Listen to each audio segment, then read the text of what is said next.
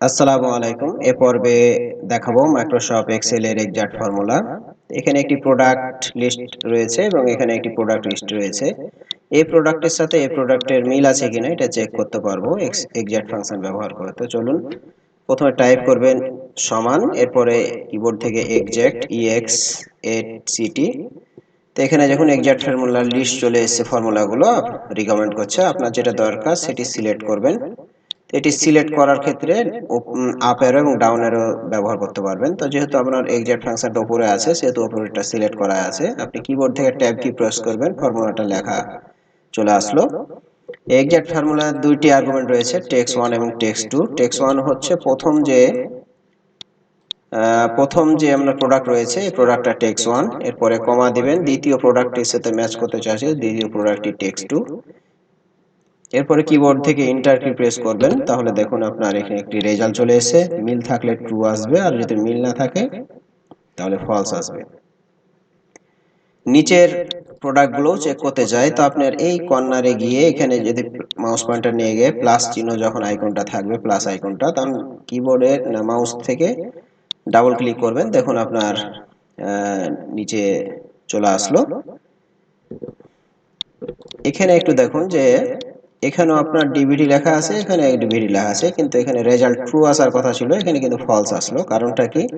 কারণটা হচ্ছে exact formula হচ্ছে কেস সেনসিটিভ। কারণ ডিভিডি এখানে দেখুন সবগুলো বড় হাতের লেখা আছে এবং এখানে দেখুন ডিটা ছোট হাতের লেখা আছে। এই কারণে আপনার হুবহু ম্যাচ না থাকার কারণে, মিল না থাকার কারণে এখানে ফলস লেখাটা আসছে। তো এক্সাক্ট ফর্মুলা দ্বিতীয় আরেকটি উদাহরণ দেখি। এখানে আমার 2024 সালের প্রোডাক্ট এবং প্রাইস রয়েছে এবং 2025 সালের প্রোডাক্ট এবং প্রাইস রয়েছে। তো 2024 সালের প্রোডাক্ট এবং প্রাইসের সাথে 2025 সালের প্রোডাক্ট এবং প্রাইসের মিল আছে কিনা এটা চেক করবে এক্সাক্ট ফর্মুলা দিয়ে। তো যেহেতু এক্সাক্ট ফর্মুলার প্রোডাক্টগুলো ম্যাচ থাকলে ট্রু হয়, এবং যদি ম্যাচ না থাকে, মিল না থাকে, তাহলে ফলস লেখা হবে। তো আমি চাচ্ছি যদি ম্যাচ থাকে, ম্যাচ করে, মানে এই প্রোডাক্টের সাথে প্রাইসের সাথে এই প্রোডাক্টে যদি সেম থাকে তাহলে এস লেখা থাকবে, আর না হলে নো লেখা থাকবে, এটি করব। তো এটি আপনার ইফ ফাংশনে সহজে নিতে হবে। তো সমান আইএফ ফর্মুলাটা লেখেন, এরপর কিবোর্ড থেকে ট্যাব কি প্রেস করবেন, এরপরে এক্সাক্ট ফর্মুলাটা লিখেন, এরপর কিবোর্ড থেকে ট্যাব কি প্রেস করবেন। এরপরে আপনি যে প্রথম 2024 সালের যে প্রাইস রয়েছে এই প্রাইসগুলো এভাবে সিলেক্ট করবেন বাম বাটনের চেপে থেকে, এরপরে কমা দিবেন এবং দ্বিতীয় প্রাইসগুলো আপনি চাইলে এভাবে সিলেক্টও করতে পারেন, অথবা একবার ক্লিক করে কিবোর্ড থেকে control shift down arrow press করবেন, তাহলে কিন্তু সিলেক্ট হয়ে যাবে। এরপরে এক্সাক্ট ফাংশনটি ক্লোজ করবেন, শিফট চেপে থেকে ক্লোজ বন্ধনী দিয়ে ফার্স্ট ব্র্যাকেট ক্লোজিং দিবেন। এরপরে আপনার কমা দিবেন, ইফের কমা দিবেন, ভ্যালু ইফ ট্রু হিসাবে কি রেজাল্টটা দিতে পারছেন। যদি এক্সাক্ট ফাংশনাল ম্যাচ করে তাহলে কি রেজাল্ট দেব, এস। তাহলে double inverted comma Y E S লেখাটা দিবেন। এরপরে যদি ম্যাচ না করে তাহলে কি হবে, নো আসবে। যেহেতু নো একটি সাধারণ লেখা, তাহলে ডাবল ইনভার্টেড কমার ভিতরে দিতে হবে।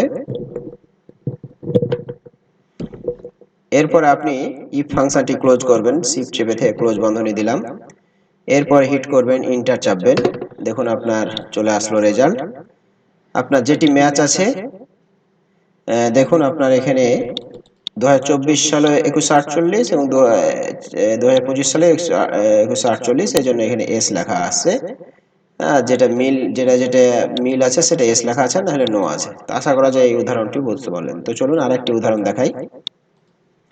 এখানে কিছু প্রোডাক্ট রয়েছে, আমি চাচ্ছি এই প্রোডাক্টগুলোর সাথে সেম লাইনে যদি আরো কোনো প্রোডাক্ট থাকে, তো কয়টি টোটাল প্রোডাক্ট আছে এগুলো আপনি কাউন্ট করব। এক্সাক্ট ফাংশন দিয়েও এটা করা যায়।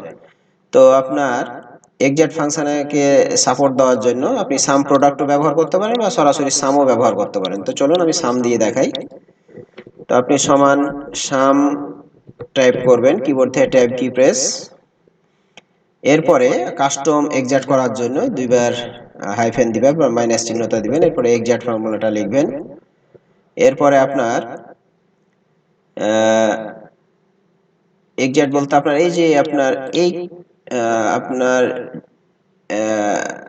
এই যে প্রোডাক্ট রয়েছে এই প্রোডাক্টের এখানে ক্লিক করবেন। এরপর এই প্রোডাক্টটা কোন এরিয়া থেকে আমি ম্যাচ করব আমি ওই আমার এরিয়াটা দিয়ে দেবো। যে আপনার অ্যারেটা দিলেন, অ্যারেটা একটু লক করবেন, লক করে দিলাম। এরপরে এক্সাক্ট ফাংশন ক্লোজ করবেন, এরপরে এক্সাক্ট ফাংশন ক্লোজ বন্ধনী দিয়ে ক্লোজ করলাম। এরপরে আবার সাম ফাংশনটা ক্লোজ করবেন, এরপরে ইন্টার চাপবেন। দেখুন আপনার মাউস আছে দুইটি, এজন্য মাউস এখানে দুইটি চলে আসলো। এরপরে নিচে নিতে চাইলে কর্নারে প্লাস চিহ্ন থাকা অবস্থায় ডাবল ক্লিক করবেন, দেখুন নিচে চলে আসলো। কিন্তু এখানে একটু খেয়াল করে দেখুন, যেখানে র্যাম আছে, রোম আছে দুইটি, কিন্তু তো এখানে আসলো রেজাল্ট 2 আসার কথা ছিল, 1 আসলো কেন? কারণ আমি আগেই বলেছি এক্সাক্ট হচ্ছে কেস সেনসিটিভ। কারণ এই রোম দেখেন প্রথম কার্ডটা অক্ষর বড় হাতের, বাকিগুলো ছোট হাতের, কিন্তু এইগুলো এই রোমের সবগুলো অক্ষর বড় হাতের, যেহেতু হুবহু ম্যাচ না করার কারণে এখানে রোম আসছে একটি। তা আশা করা যায় এই কয়েকটি উদাহরণের মাধ্যমে আমি দেখানোর চেষ্টা করলাম এক্সাক্ট ফর্মুলা কিভাবে ব্যবহার করবেন। তো আজকে এই পর্যন্ত, আসসালামু আলাইকুম।